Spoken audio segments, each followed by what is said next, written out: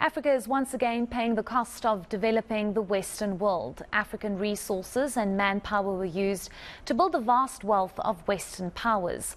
The global north is now benefiting from fossil fuels as Africa faces the consequences of global warming.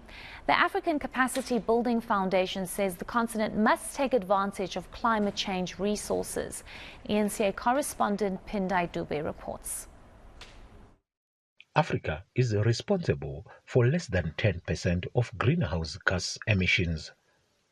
But it is the most vulnerable when it comes to the impact of global warming. Billions have been put aside by rich countries to mitigate the impact. But the foundation says they are not being properly accessed. What the continent needs to address the challenges of climate change is extremely high amount of resources.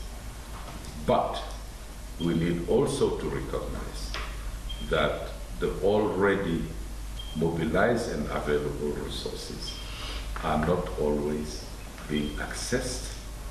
Bite is that Africa is also not using its vast natural resources to generate carbon credits. Because we are the continent which has very many and big rainforests. We have many resources that can generate actually carbon credits.